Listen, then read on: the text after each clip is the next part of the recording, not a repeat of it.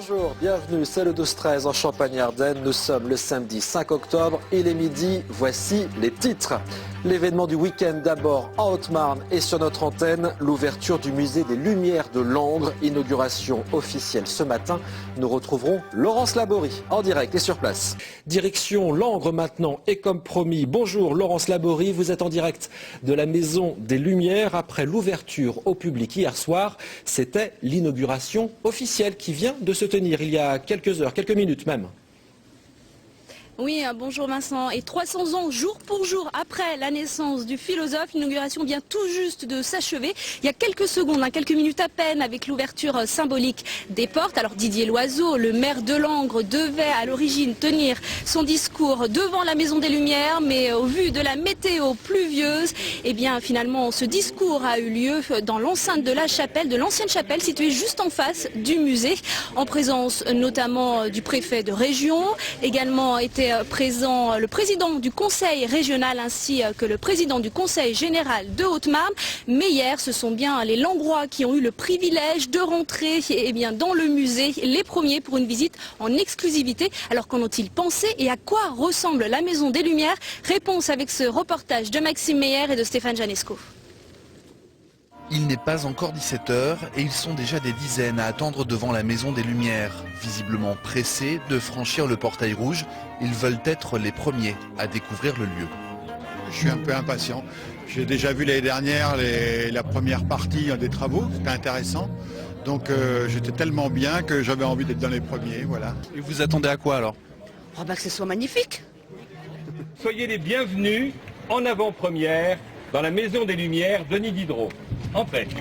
Les attentes sont énormes, mais les premiers pas dans le musée sont rassurants. Les boiseries de l'hôtel particulier du Breuil-Saint-Germain encadrent la beauté des œuvres des Lumières et à cela s'ajoutent les technologies d'un musée moderne, un lieu nouveau qui a pour ambition d'ancrer définitivement Diderot à Langres. On sait que pour Rousseau, pour Voltaire, pour Victor Hugo, beaucoup de villes s'en sont emparées. Personne ne s'est emparé de Diderot parce qu'il est difficile à prendre et puis parce qu'il a vécu à Paris et à Langres, et que Paris n'a pas l'ambition en fait de se saisir de Diderot. Donc c'était à Langres de le faire et je suis heureux qu'on l'ait fait. Tout au long de la visite, c'est évidemment l'œuvre du philosophe qui captive, et parmi elles, bien sûr, la tant attendue encyclopédie dans sa version originale. C'était une attente depuis 48 ans. On en entend parler, on sait que c'est là, et on sait qu'on ne les lira jamais malheureusement, mais ça serait une curiosité de savoir ce qu'il y a dedans. À 22 h passées, les Langrois continuent d'affluer. Les visites sont rapides, mais le bilan est unanime. C'est une belle réalisation, oui. Déjà les locaux, puis les œuvres, puis c'est Diderot, quoi. C'est vraiment une merveille, voilà, c'est ma première impression. Pourquoi?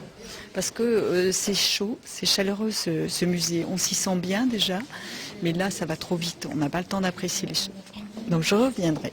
Un lieu qui met en valeur Diderot et qui donne envie de revenir. La première soirée de la Maison des Lumières est une réussite. Oui, et les gens semblent ravis. Comment s'est terminée la soirée, Laurence ?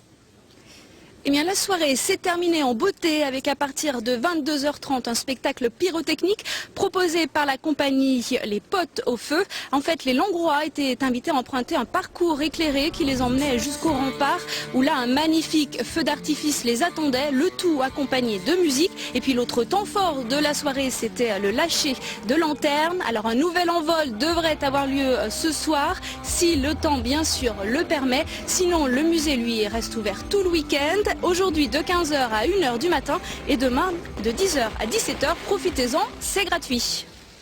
Merci Laurence, vous avez de la chance d'être là-bas.